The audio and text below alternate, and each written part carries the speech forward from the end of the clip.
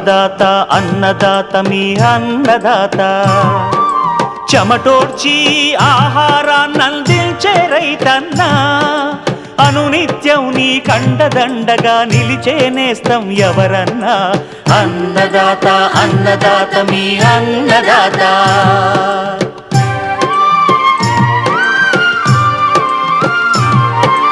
నూతన రీతుల సాగుబడికి నూరింతలు పెరిగే దిగుబడికి సూచనలిచ్చే సస్య రక్షణకు పశు పోషణకి శాస్త్ర విజ్ఞానం అందించి ముందుకు నడిపే తెలుగు రైతు భారతదేశానికి మకుటం అయ్యేలా తీర్చిదిద్దే ఆశయంతో మిమ్ము మేలు కొలిపేది అన్నదాత అన్నదాత అన్నదాత మీ అన్నదాత అన్నదాత అన్నదాత మీ అన్నదాత. అన్నదాత ప్రేక్షకులకు నమస్కారం. ఈనాటి ముఖ్యాంశాలు: నిండు కాపు దశలో ఉన్న మామిడి తోటల్లో కోతలు, ఎగుమతి ప్రమాణాలు, మామిడి తోటల అభివృద్ధిపై నూజివీడు మామిడి పరిశోధనా స్థానం శాస్త్రవేత్త డాక్టర్ కనక మహాలక్ష్మితో ముఖాముఖి. సముద్ర తీరపు పంట భూముల్లో ఉరక, చౌడు సమస్యలు, పునరుద్ధరణ చర్యలు. ఇంకా జై కిసాన్ వ్యవసాయ సమాచారం.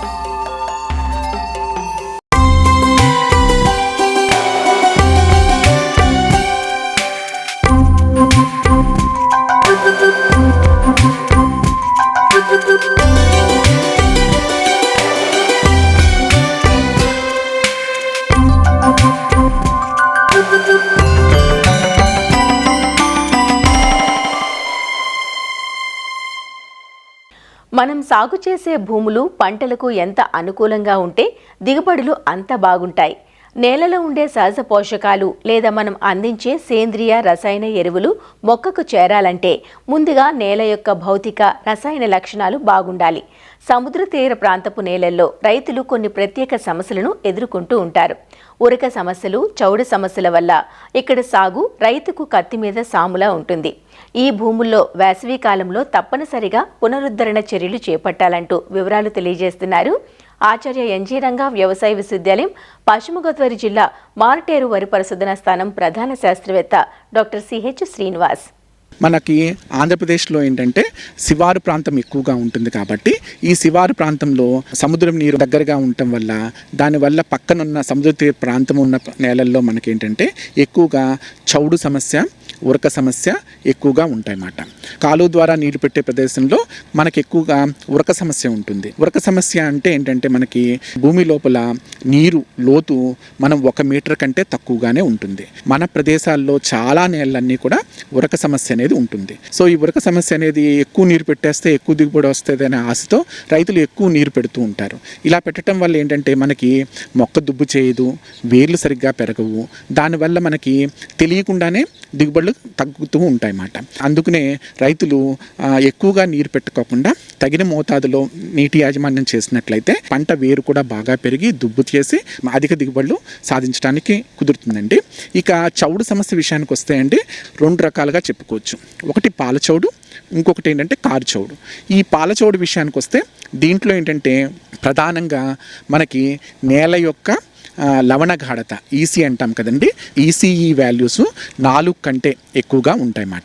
ఈ లవణ గాఢత ఎక్కువగా ఉన్న నేలల్లో ఏంటంటే ఈ ఎండాకాలంలో నేలపైన తెల్లగా చౌడు పేరుకుపోతుంది అన్నమాట. సో అలాంటి నేల మనం ఈజీగానే గుర్తించవచ్చు. సో అలాంటి నేలలు ఏంటంటే మనకి నీరు పెట్టడం వల్లన్నా రావచ్చు, లేకపోతే శివారు ప్రాంతం కావటం వల్లన్నా కావచ్చు, లేకపోతే నేల లోపల మట్టి లోపల కూడా లవణాలు ఉండటం వల్ల అవి నేల పైకి వచ్చి అలా పొర కింద ఏర్పడటం వల్ల మనకి ఈ పాలచౌడు నేలలు ఏర్పడతాయండి.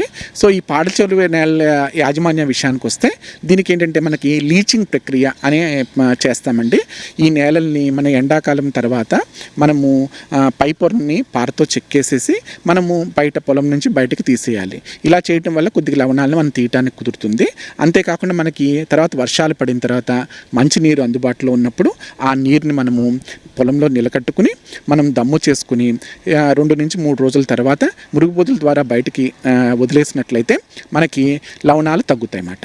ఇది ఎంత మోతాదులో తగ్గుతాయి అని అంటే 1 అడుగు నీరు ఒక పొలంలో పెట్టినట్లయితే దానికి ముందు ఉన్న ఈసీ సగానికి తగ్గుతుంది. అంటే మనకి నేలలో ఒక ఈసీ 20 డెసిసీమెన్స్ పర్ మీటర్ ఉందనుకోండి, దానికి ఒక అడుగు నీరు పెట్టినట్లయితే దాని యొక్క ఈసీ 20 నుంచి 10కి తగ్గుతుంది. అలా ఇంకొకసారి లీచింగ్ ప్రక్రియ చేయటం వల్ల ఆ 10 ఉన్నది ఇంకొక సగానికి 5 తగ్గుతుంది. ఇలా చూసుకుని ఆ ఈసీ 4 కంటే తక్కువ వచ్చేటట్టుగా చూసుకుని అలా పలుమార్లు లీచింగ్ ప్రక్రియ చేయటం ద్వారా నేలలో ఉన్న లవణాలని బయటికి పొరాలదొరవచ్చమాట. అంతేకాకుండా ఏంటంటే ఈ నేలలో ఎరువుల యాజమాన్య విషయానికి వస్తే దీంట్లో క్లోరైడ్ అనేది ఎక్కువగా ఉంటుంది కాబట్టి మ్యూరేట్ ఆఫ్ పొటాష్ ఎక్కువగా వాడకూడదు. దాని బదులుగా సల్ఫేట్ ఆఫ్ పొటాష్ వాడుకోవచ్చు. ఇక నత్రజని భాస్వరం ఎరువులు మామూలుగానే వేసుకోవచ్చు. పాలచౌడు నేలలో జిప్సం ఎట్టి పరిస్థితుల్లోనూ వాడకూడదు. అలా వాడినట్లయితే చౌడు తగ్గేది బదులుగా పెరిగిపోతుంది.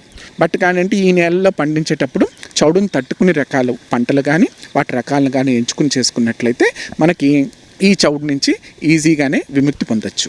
ఇలా కాకుండా ఇంకొక ఉన్న సమస్య ఏంటంటే కారు చౌడు సమస్య. ఇది ఎలా ఉంటుంది అంటే మన నేల నల్లగానే ఉంటుంది. ఈ నేలలో ఏంటంటే ఎండాకాలం ఎండుతున్నప్పుడు పై పొర ఎండిపోయినట్టు కనిపిస్తుంది. ఈ నేలలో సేంద్రీయ పదార్థం కరిగిపోవటం వల్ల పైకి సన్నని పొర మాదిరిగా భూమి పైన ఏర్పడుతుందండి. అలా ఉండటం వల్ల నేల యొక్క భౌతిక స్థితి మొత్తం దెబ్బతింటుంది. ఇలాంటి నేలలు ఎండినప్పుడు ఏమవుతాయంటే చాలా గట్టిగా మారిపోతాయి. సో ఇలాంటి సమస్య ఉన్నప్పుడు దాని యొక్క నేలను టెస్ట్ చేసుకుని దానికి కారు సమస్య ఉందా లేదా నిర్ధారించుకోవాలి. కారు సమస్య ఉన్నప్పుడైతే మనము నేలలో మనకి జిప్సం వేసుకోవాలండి. అది కూడా ఎప్పుడు వాడాలి అంటే చాలామంది రైతులు తెలియక పంట నాటిన తర్వాత కూడా జిప్సం పైపాటిగా వేస్తున్నారు. ఎట్టి పరిస్థితుల్లోనూ అలా చేయకూడదు. మనం జిప్సం వెయ్యాలి అంటే తప్పనిసరిగా ఎండాకాలంలో మొత్తం పొలాన్ని బాగా దున్నిన తర్వాత పరీక్షా ఫలితాల ఆధారంగా నిర్ధారించుకుని మనం దాని మోతాదులోనే జిప్సం వేసుకోవాలి. జిప్సం నీటిలో చాలా తక్కువగా కరుగుతుంది కాబట్టి ఆ నేల మొత్తంగా జిప్సాన్ని మట్టితో కలిపి 10 నుంచి 15 సెంటీమీటర్ల నీరు నిలకట్టి మనము 2 రోజుల తర్వాత ఆ తేలిన నీటిని బయటికి మురుగు బొదుల ద్వారా బయటికి తీసేయాలన్నమాట. ఇలా ఎన్నిసార్లు చేస్తే వేసిన జిప్సం యొక్క ఫలితం అంత బాగా ఉంటుంది.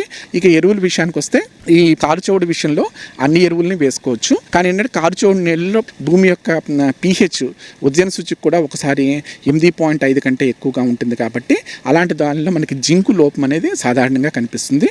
అందుకనే సూచించిన మోతాదు ఎరువు కంటే ఒక 20% ఎక్కువగా వేసుకుని అది జింకు లోపం కూడా రాకుండా జింకు ఎరువులను తప్పనిసరిగా వాడుకున్నట్లయితే మంచి దిగుబడులు రావచ్చు.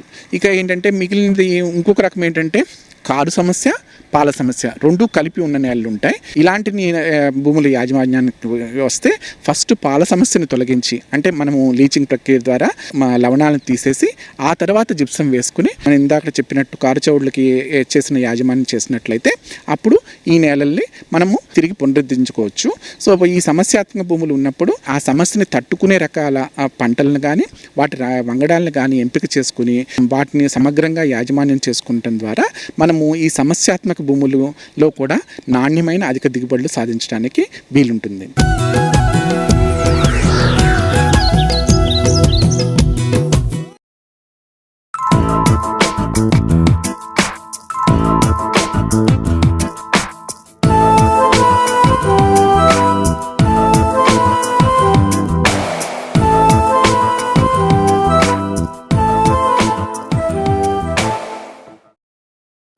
మే మాసం వచ్చేసింది. మనం ఎంతగానో ఎదురుచూసిన మధుర ఫలాలు మార్కెట్ల నిండుగా దర్శనమిస్తున్నాయి. మంచి నాణ్యమైన కాయలను రైతులు ఎగుమతులు చేసి ఎంతో కొంత అధిక రాబడిని పొందటం మనకు తెలిసిందే. అయితే పశ్చిమాసియా ప్రాంతంలో ఉన్న యుద్ధ వాతావరణం వల్ల ఈ ఏడు కొంత ఎగుమతులు తగ్గాయనే చెప్పాలి. ఇతర ప్రాంతాలకు ఎగుమతులు చేయాలంటే నిబంధనలు మరింత కఠినతరంగా ఉంటాయి కాబట్టి చెట్లకు అందించే పోషకాలు, పిచికారీ చేసే మందుల పట్ల అప్రమత్తంగా ఉండాలి. అలానే మున్ముందు కాలంలో మామిడి తోటల అభివృద్ధికి క్రొత్తగా మామిడి తోటలు పెంచే రైతులకు కొన్ని అవగాహన కార్యక్రమాలు నిర్వహిస్తున్నాము అంటున్న నూజివీడు మామిడి పరిశోధన స్థానం ప్రధాన శాస్త్రవేత్త డాక్టర్ కనక మహాలక్ష్మితో మా ప్రతినిధి శ్రీనివాస్ ముఖాముఖి ఇప్పుడు చూద్దాం. వేసవి అంటే మామిడి సీజన్. పళ్ళల్లో కల్లా మామిడి అనేది ఎక్కువ మంది ఇష్టపడే పండు. అయితే ఈ మామిడి పండు సాగు చేసే రైతులు ప్రస్తుతం కోతల దశలో ఉంది. ఈ మామిడి పంటను ఎట్లా ఎగుమతి చేసుకోవాలి, అలాగే రైతులు ఎవరిని అప్రోచ్ అవ్వాలి అన్న అంశాలను మనతో మాట్లాడేందుకు నూజివీడు మామిడి పరిశోధనా కేంద్రం ముఖ్య శాస్త్రవేత్త కనక మహాలక్ష్మి ఉన్నారు. ఆవిడతో మాట్లాడదాం. మేడం, ప్రధానంగా ఎన్ని వేల హెక్టార్లో ఈ మామిడి సాగు అనేది జరుగుతుంది? సుమారుగా మనకు వచ్చేసి 32,000 హెక్టారుల్లో మనకి సాగు అవుతా ఉందండి. అంటే ఈ ప్రాంతంలో ముఖ్యమైన రకాలైనటువంటి నూజివీడులో చూసుకున్నట్లయితే చిన్న రసాలు కానీ, బంగినపిల్లి, తోతాపురి, అలాగే నూజివీడు తీయ మామిడి, ఇలాంటి వివిధ రకాలైనటువంటి. అయితే మనకి ఎక్స్పోర్ట్కి వెళ్ళేసరికి మాత్రం ముఖ్యంగా బంగినపిల్లి రకాలే ఎక్కువగా ప్రజెంట్ ఇప్పుడు స్టార్ట్ అయింది. ఎక్స్పోర్ట్ కూడాను ఎక్కువగా యూకే కానీ, కెనడా, యుఎస్ఏ, అలాగే జర్మనీ కూడాను ఈ యొక్క ఇది తీసుకుంటా ఉన్నది. మన ఫ్రూట్ అంటే ఇష్టపడతా ఉన్నారు.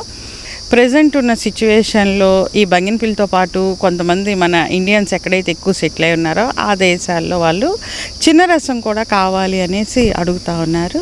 కాబట్టి ఎక్కడైనా మంచి క్వాలిటీ ఫ్రూట్ ఉన్నట్లయితే మేము పదే పదే చెప్తున్నాం కూడాను. అలాగే డిపార్ట్మెంట్ వాళ్ళు కూడాను ఇప్పుడు ఎవరి దగ్గరైనా మంచి క్వాలిటీ ఫ్రూట్ ఉంది మా దగ్గర, అలాగే కవర్లు కట్టి ఉన్నది, మంచి తయారీకి రావడానికి సిద్ధంగా ఉన్నది అనుకున్న రకాల గురించి తప్పకుండా మీరు మీ దగ్గరలో ఉన్న హెచ్ఓస్, హార్టికల్చర్ ఆఫీసర్స్ని కాంటాక్ట్ చేయండి. వాళ్ళ దగ్గర ఈ ఎక్స్పోర్టర్స్ యొక్క నెంబర్స్ ఉంటాయి. మీరు డైరెక్ట్గా వాళ్ళని కలిసి వాళ్ళ ద్వారా మీ తోటల్లో ఉన్న రకాలకి సుమారుగా మినిమం ఈరోజు కూడాను ₹1,00,000 తీసుకుంటున్నారు ఎగుమతి. అయితే వాళ్ళు కవర్లు కట్టి ఉన్న అంటే ఫ్రూట్ని కానీ, లేదంటే మంచి క్వాలిటీ ఉన్న కాయలకి ₹1,00,000 తగ్గకుండానే ఇస్తున్నారు. ఇంతకుముందు కూడా ఒక ఫార్మర్ని ఇక్కడ అడిగినప్పుడు కూడాను ఆయనైతే 1,50,000 వరకు నాకు పడిందని చెప్పి ఉన్నారు. కానీ మన రైతులు కొంతమంది ఏంటంటే ఇప్పటికీ ధర లేదు, మార్కెట్లో పడిపోతుంది అనేది ఉన్నది. కానీ క్వాలిటీ ఉన్న ఫ్రూట్కి మాత్రము ఎప్పుడూ ధర అనేది బాగుంది. ఇతర దేశాల్లో ఎగుమతి అవుతుంది అంటున్నారు. కానీ ప్రస్తుతం ఉన్న యుద్ధ పరిస్థితుల నేపథ్యంలో ఎగుమతుల్లో ఏమైనా ఇబ్బందులు ఉన్నాయి మేడం? సజావుగా జరుగుతున్నాయా? ఇప్పుడు ఎవరైనా దుబాయ్ కానీ అటు ఎక్స్పోర్ట్ చేసే వాళ్ళు మాత్రము ఈ యొక్క ఫ్లైట్ ఛార్జెస్, కార్గో ఛార్జెస్ పెరగటం వల్ల కొద్దిగా వర్కౌట్ అవటం కష్టం అనేది చెప్తా ఉన్నారు. అంతకుమించి మిగిలిన దేశాలకైతే వెళ్ళటానికి బాగానే ఉంది. కాబట్టి మనం మా రీసెర్చ్ సెంటర్ నుంచి కూడాను, మా యూనివర్సిటీ నుంచి కూడా మేము పదే పదే చెప్తున్నది ఏంటంటే క్వాలిటీ అనేది ఇంపార్టెంట్. క్వాలిటీ అనేది ఎలా వస్తుంది? ఎక్కువగా ఏదో ఎరువులు వేసేస్తేనో లేదా పురుగు మందులు కొడితేనో క్వాలిటీ అనేది రాదు. ముందు నుంచి కూడాను ఈ యొక్క మైక్రోన్యూట్రియంట్, సూక్ష్మధాతువుల యొక్క లోపం లేకుండా చూసుకోవటం ఒకటి, అలాగే సరిగ్గా ప్రూనింగ్ చేయటం ఒకటి. పెద్ద పెద్ద తోటలు ఉన్నాయి కొన్ని ప్రాంతాల్లో. మనం ఎక్కువ కొన్ని చోట్ల మనం చూస్తూనే ఉన్నాం 50 ఏళ్ళు 60 ఏళ్ళు. అలాంటి దగ్గర ఈ యొక్క మనం మందులు ఏదైనా కొట్టినా, న్యూట్రియంట్స్ కొట్టినా కూడాను సరిగ్గా చెట్టు అంతా కవర్ అవ్వక కూడాను మనకేమవుతుందంటే అది అక్కడక్కడ ఈ పెస్ట్ ప్రాబ్లం పెరుగుతుంది. క్వాలిటీ ఉన్న కాయలు రావట్లేదు. వస్తాయి చెట్లు ఒకటి 2,000 కాయలు కాసినాయండి అంటారు. కానీ దాంట్లో మనకి ఒక 500 కాయలు కూడాను మనకి మంచి ఎక్స్పోర్ట్ ఇది దొరకట్లేదు. కాబట్టి తప్పకుండా క్వాలిటీ మీద దృష్టి పెట్టాలండి. ఎన్ని పళ్ళు ఉన్నా సరే మామిడి పండుకున్న క్రేజ్ అనేది చాలా వేరుగా ఉంటుంది.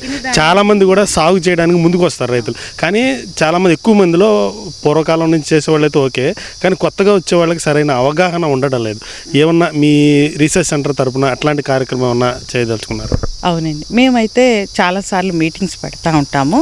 పెట్టిన దగ్గర కూడా చెప్తాము ఏంటంటే చాలామంది ఏంటంటే ఓల్డ్ గార్డెన్స్ ఉన్నాయండి అని అంటారు. ఓల్డ్ గార్డెన్స్ ఉంటే రిజ్యుమినేషన్ చేసుకోమని చెప్తాము. అంటే కొమ్మ కత్తిరింపులు చేసుకోవటము. కొమ్మ కత్తిరింపులు చేసిన తర్వాత ఒక బాగా సివియర్ ప్రూనింగ్ ఇచ్చేసి ఒక 7 అడుగుల ఎత్తు వరకు చెట్లని కొమ్మల వరకు మొత్తం కట్ చేసి దాని మీద వచ్చే చిగుళ్ళను కూడాను కొంచెం థిన్నింగ్ చేసుకుంటా మనం కానీ పెట్టుకున్నట్లయితే అది వితిన్ 2 ఇయర్స్లోనే ఒక 10 సంవత్సరాల మొక్కలు ఎలా కాస్తాయి అలా కాస్తుంది. అలాగే 20 గజాల దూరంలో పెట్టినవి అంటే పూర్వం పద్ధతిలో పెట్టినవి ఉన్నప్పుడు వాటి మధ్యలో 2 మొక్కలు పెట్టుకోవచ్చు కొత్తవి. లేదు మొత్తం తీసేసుకుంటామంటే తీసేయచ్చు. తీసేయడం వల్ల వుడ్ కాస్ట్ వస్తుంది, సుమారు 2 లక్షలు 3 లక్షలు వుడ్ కాస్ట్ వస్తుంది. దాంట్లో 1 lakh మనం ఖర్చు పెట్టుకున్నా కూడాను కొత్తగా హై డెన్సిటీ కానీ ఆల్ట్రా హై డెన్సిటీ అంటే హై డెన్సిటీ వచ్చి సుమారు 220 మొక్కల వరకు ఒక ఎకరానికి పెట్టమని చెప్తున్నాం. ఆల్ట్రా హై డెన్సిటీ అంటే కొంచెం ఎక్కువ సివియర్ ప్రూనింగ్ అవి చేయటం వల్ల కొంచెం ఇబ్బంది పడుతున్నారండి రైతులు. మామూలుగా హై డెన్సిటీ చెప్తున్నాం. హై డెన్సిటీ కానీ చేసినట్లయితే ఈ మొక్కలు 5x5 స్పేసింగ్లో పెట్టుకుంటాము. కాయ చెట్లు కిందకే ఉంటాయి. ఈ 3వ సంవత్సరం నుంచి కాయలు వస్తాయి. సుమారు ఒక చెట్టుకు 25 కాయలు కాసినా లేకపోతే ఒక 30-40 కాయల వరకు వచ్చేస్తాయండి. అట్లా కవర్లు కట్టుకోవటం ఈజీ. మనకి ఓవరాల్గా 1-2 టన్నులు మనం పండించగలిగినా కూడాను ఆ తోట మొత్తం మీద మనకి సుమారుగా 1 lakh మనం పెట్టుకున్న 2 lakhs వరకు మనకి ఇన్కమ్ అనేది రావటం అవుతుంది. అంటే ఇప్పుడు చాలామంది ఆయిల్ పామ్ ఉంది, ఆయిల్ పామ్కి అయితే ఒక 4 సంవత్సరాలు పోతే 1,00,000 రూపాయలు వస్తుంది అనేది లెక్క వస్తుంది. కానీ మనం అలాగే కానీ మామిడిని కూడాను జాగ్రత్తగా చేసుకొని హై డెన్సిటీ కానీ పెట్టుకుంటే మనకి తప్పకుండా 1,00,000-1,50,000 ఒక టన్నుకి మనం రాగలుగుతుంది. అలాగే మనకి ఈ యొక్క ఎకరం పొలం నుంచి కూడాను మనం మినిమంగా 1,00,000 రూపాయలు ఇన్కమ్ అనేది వస్తుంది. అంతేగాని మామిడి నష్టపోతామేమో, ఆయిల్ పామ్కి వెళ్తేనే బాగుంటుంది అనే ఇది అక్కర్లేదు. మీ పరిశోధనల ద్వారా ఈ మామిడి రైతులకు కానీ లేకపోతే ఈ సాగుకు కానీ ఎట్లా ఉపయోగపడుతుంది మేడం? కొత్తగా ఏమన్నా తీసుకున్నారా? ఎక్కువగా మేము రిజ్యువనేషన్ ఒకటి చెప్తున్నామండి. అంటే అలాగే high density, ultra high density దీని మీద చెప్తున్నాము. న్యూట్రియంట్ మేనేజ్మెంట్, మొక్కలకి కావాల్సిన సూక్ష్మధాతువులు ఎప్పుడెప్పుడు అందించాలి, ఎలా చేయాలని మా పరిశోధన నుంచి వచ్చిన అవుట్కమ్ని మేము చాలా వరకు మీటింగ్స్లో అట్లా చెప్తా ఉన్నాము. అంతేకాకుండా ఈ నల్ల తామర పురుగు నివారణకు కానీ, లేదంటే ఈ ఈ యొక్క హాపర్ పాపులేషన్ తగ్గించడానికి కానీ, మరి అలాగే ఇప్పుడు కాయపుచ్చు అనేది వస్తుంది, దానికి ఎలా మనం చేసుకోవాలి. పండు ఈగకైతే మా స్టేషన్ నుంచే ల్యూర్స్ కూడాను మేము ప్రొడ్యూస్ చేస్తున్నాం. అంటే ఈ పండు ఈగ అనేది ఇప్పుడు ప్రజెంట్ ఈ మే నెలలో అధికంగా ఉంటుంది మామిడిలో. దాని నివారణకి మనం లింగాకర్షక బుట్టలు ఇవ్వటము, దాంతోపాటు ఈ ల్యూర్స్ బిస్కెట్స్ అంటారు రైతులు, దాన్ని కూడా సప్లై చేయటం అని జరుగుతుంది. అంటే అది కూడాను కాస్ట్ బేసిస్ చేసినా కూడాను 40 రూపాయలు అలా ఉంటుంది ఒక బిస్కెట్. అయినా సరే రైతులకు అందుబాటులో ఉండాలి అనేసి దాని తయారీ కానీ దానికి కానీ సమంగా ఉండేటట్లుగానే చేస్తాను. అంటే ఇవన్నీ కూడాను అంటే ఒక పండు ఈగ సుమారు 200 గుడ్లు పెట్టి ఎన్ని కాయలను నష్టపరుస్తుందో మనం ఆలోచించుకున్నట్లయితే, మన పరిశోధన స్థానం నుంచి మనం ఇచ్చిన ఈ ల్యూర్స్ వలన, కవర్స్ని ఎంకరేజ్ చేయటం వల్ల, వీటి వల్ల మనం ఎంతో ప్రోడక్ట్ని వేస్ట్ కాకుండా మనం రక్షించుకోగలుగుతున్నాం. అలాగే ఎన్నో టన్స్ ఆఫ్ మ్యాంగో మనకి ఈరోజు సేఫ్గా మార్కెట్ దాకా చేరగలుగుతుంది. అంటే మనకి ఇంటర్వెన్షన్ అయినటువంటి కవర్స్ తొడగటం కానీ, ల్యూర్స్ పెట్టడం, న్యూట్రియంట్ మేనేజ్మెంట్, ఇరిగేషన్ మేనేజ్మెంట్, ఇవన్నీ కూడాను మా స్టేషన్ నుంచి మేము ఇచ్చిన అవుట్కమ్సే.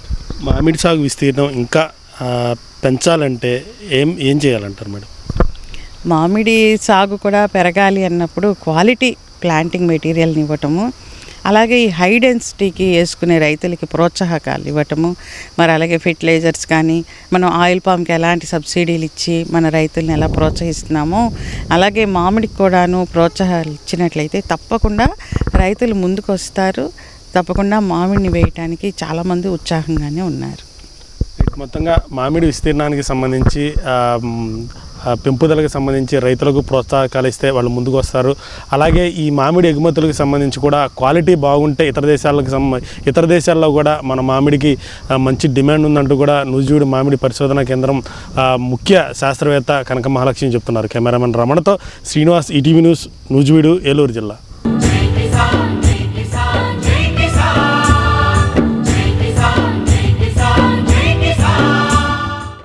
వ్యవసాయ సమాచారం ఇప్పుడు జై కిసాన్లో చూద్దాం. డాక్టర్ బిఆర్ అంబేద్కర్ కోనసీమ జిల్లా పి గన్నవరం మండలంలోని రైతులకు పీఎండీఎస్ కిట్లను పంపిణీ చేస్తున్నారు. ఖరీఫ్ సాగుకు ముందు ప్రీ మాన్సూన్ డ్రై సోయింగ్ విధానాన్ని అవలంబించాలని సూచిస్తున్నారు. ఆంధ్రప్రదేశ్ వ్యవసాయ శాఖ, సెర్ప్, రైతు సాధికార సంస్థ ఆధ్వర్యంలో రైతులకు ఈ కిట్లను అందిస్తున్నారు. దాదాపు 10 నుంచి 15 రకాల విత్తనాలను కలిపి 5 కిలోల కిట్ల రూపంలో రైతులకు అందిస్తున్నామని 500 రూపాయలు ధరగా నిర్ణయించినట్లు వ్యవసాయాధికారులు చెబుతున్నారు. కావున రైతులంతా ఈ అవకాశాన్ని సద్వినియోగం చేసుకుని నేల సారాన్ని పెంచుకోవాలంటూ చెబుతున్నారు. పీఎండీఎస్ అనేది నవధాన్యాల సాగు అనేది ఇప్పుడు ప్రత్యేకంగా చేపడుతున్న ఆ వ్యవసాయంలో వస్తున్న వివిధ రకాలైన దుష్పరిమాణాలకి ఇనిషియేటివ్ గా తీసుకున్నాం.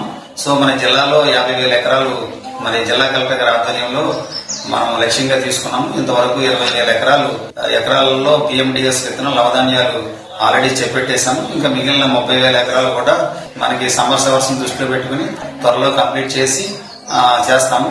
మరి ఇది 3 డిపార్ట్మెంట్లు మరి సమన్వయంతో పనిచేస్తున్నాము. వ్యవసాయ శాఖ, సెర్ప్ మరియు రైతు సాధికార సంస్థ. మరి పీఎండీఎస్ మరి అనగా నవధాన్యాల సాగు వలన మనకేంటంటే భూసారం పెంపొందించడానికి, పర్యావరణాన్ని పరిరక్షించడానికి, ఆరోగ్యకరమైన ఆహార ఉత్పత్తులు సాధించడానికి, పర్యావరణాన్ని పరిరక్షించడానికి, తద్వారా ఆరోగ్యకరమైన సమాజానికి స్థాపించడానికి ఇది ఎంతగానో ఉపయోగపడుతుంది. అండ్ రైతు సోదరులందరూ కూడా ఈ PMDS విధానాన్ని మరి తప్పనిసరిగా పాటించాలని మీ అందరికీ విన్నవించుకుంటున్నాం. ఈ విత్తనాలన్నీ కూడా మనకి 5 కేజీల కిట్ల కింద తయారు చేసి రైతు సోదరులకి 500 రూపాయలు రేటు పైన ఇస్తున్నాం. దీనిలో ఏమి రాయితీ లేదు. నాగార్జున సాగర్ ఎడమ కాలువకు అనుసంధానంగా ఉన్న సిరిపురం మేజర్ కాలువ ఆధునికీకరణ పనులు వేగంగా సాగుతుండటంతో ఉమ్మడి ఖమ్మం జిల్లా రైతులు సంతోషం వ్యక్తం చేస్తున్నారు. జిల్లాలో 4 దశాబ్దాలుగా వ్యవసాయానికి నాగార్జున సాగర్ ఎడమ కాలువ ప్రధాన నీటి వనరుగా ఉంది. కూసుమంచి నుంచి ఎర్రుపాలెం వరకు ఈ నీటిపైనే రైతులు ఆధారపడేవారు. అయితే ఏళ్లుగా ప్రధాన కాలువతో పాటు మేజర్, మైనర్ కాలువల మరమ్మతులు అంతంత మాత్రంగానే సాగుతూ ఉండటంతో రైతులకు సాగునీరందని పరిస్థితి తలెత్తింది. ప్రస్తుతం సిరిపురం మేజర్ కాలువ మరమ్మతు పనులతో ప్రధానంగా సత్తుపల్లి, మధిర, వైరా నియోజకవర్గాలకు సాగునీరందుతుందని రైతులు సంతోషం వ్యక్తం చేస్తున్నారు. సాగర్ కాలువ చేస్తున్నారండి ఇప్పుడు కొత్తగా. అంతకుముందు సైకిల్ కూడా వెళ్ళలేదు. ఇప్పుడు మంచి కాలువ మంచిగా చేస్తున్నారు. వైరా చెరుకు కాడ నుంచి తీసుకుంటూ వస్తున్నారు. వైరా చెరుకు బోలని కాలువ వరకు మంచిగా అందరికీ ఉపయోగపడుతుంది. గతంలో దాదాపుగా సిరిపురం మేజర్ అంటేనే మంచి కాలువ ఉన్న వాటిలలో పూటికలు, అవి చెట్లు చెదారం పేరకపోయి మరి రైతులు ఇబ్బంది పడ్డటువంటి పరిస్థితి. ఇప్పుడు రైతులు ఆనందపడేటటువంటి కార్యక్రమం దీన్ని లైనింగ్ చేయటం, కాలువ సామర్థ్యం పెంచడం. అదేవిధంగా మరి సీతారామ ప్రాజెక్టు నుంచి మరి సిరిపురం మేజర్కి నీళ్ళు తీసుకొని వైరా చెరువు కానివ్వండి, మరి వైరా అలుగు వాగు కానివ్వండి, ఇక్కడ నుంచి మధిర దాకా కూడా మరి సీతారామ ప్రాజెక్టు నీళ్లు తీసుకుపోయి ఇవాళ మేము 2 పంటలు పండించుకోవటానికి కూడా ఎక్కడా కూడా మరి ఇబ్బంది పడే పరిస్థితి లేదు. సిరిపురం కాలువ ఇప్పుడే వర్క్ జరుగుతుంది. ఇదివరకు మేము ఒక 10 సార్లు రెగ్యులేటర్ల కాడికి పోయినాం, ట్రాక్టర్లు వేసుకొని పోయినాము నీళ్ళ కోసం. ఇదివరకు 100 క్యూసెక్కులే కష్టంగా వచ్చేది. 100 క్యూసెక్కులు వచ్చినా కానీ మల్లారం, లక్ష్మీనగరం ఈ ఏరియాకే వచ్చేది. మాకు లాస్ట్ దశ అయ్యేది. ఇప్పుడు వర్కులు జరుగుతున్నాయి. ఈసారైనా ఒక 200 క్యూసెక్కులు వదిలిపెడితే బాగా వాటర్ ఫుల్గా వస్తాయి. మళ్ళా గంగదేపాడు సబ్మైనర్ ఒకటి ఉంది, దాన్ని కూడా రిపేర్ చేస్తే మంచిగా అటు కూడా రైతులు ఎక్కువ ఉన్నారు. ఇటు సగం మంది రైతులు ఉన్నారు, అటు సగం మంది ఉన్నారు. అది అసలే రావట్లేదు కాలువ. ఇటు సిరిపురంకి వెళ్ళి 4-5 ఎకరాలు ఉంటే అటు రైతులకి ఒక 7-8 ఎకరాల పైన ఉంది. భద్రాద్రి కొత్తగూడెం జిల్లా జూలూరుపాడు వద్ద సీతారామ ప్రాజెక్టు ప్రధాన కాలువ నుంచి రాజీవ్ లింకు కాలువ ద్వారా నాగార్జున సాగర్ ఎడమ కాలువలోకి గోదావరి జలాలు మళ్లింపు సఫలం కావడంతో ఆ నీటిని మరింత విస్తీర్ణానికి అందించాలనే సంకల్పంతో ఈ ఏడాది 76 కోట్లతో సిరిపురం మేజర్ ఆధునికీకరణ పనులు చేపడుతున్నారు. ప్రధాన కాలువ నుంచి 160 క్యూసెక్కులు పారే కాలువను ఏకంగా 760 క్యూసెక్కులు ప్రవహించే భారీ ప్రాజెక్టుకు శ్రీకారం చుట్టారు. నీట్గా ఉండాలి కాలకట్ట, ఈ చెట్లు గిట్లు పెరగకుండా శుభ్రంగా ఉండాలి. ఇంతకుముందు గతంలో 2-3 సార్లు తెగిని చిగసకాకైని అప్పుడు పాలక వర్గాలు కూడా చెట్లు గిట్లు ఉన్నా కానీ ఎవరు పట్టించుకోలేదు. ఈ రోజుకి ఇప్పటి వరకు అయితే పర్వాలేదు, మంచిగానే చేస్తున్నారు. గతంలో అయితే మొత్తం 9 సీట్లు ఏడ చికాకు ఎంతమందికి చెప్పినా, లస్కర్లో చెప్పినా ఎవరు పట్టించుకోపోయేవాళ్ళు గతంలో అయితే. ఇప్పటి వరకు అయితే నెంబర్ 1గా పని నడుస్తుంది. ఈ పనితో మాకు సంతృప్తిగానే ఉంది, మంచిగానే ఉంది, ఇబ్బంది అయితే లేదు. అయితే ఇంతకుముందు వాటర్ సమంగా నీళ్ళు కాలువ నడిచే సరిపోకపోయేది. అందుకనే ఇప్పుడు కొత్తగా వర్క్ స్టార్ట్ చేశారు. దానివల్ల భవిష్యత్తులో మరి నీళ్ళు బాగా వస్తాయని మేము ఆశిస్తున్నాం.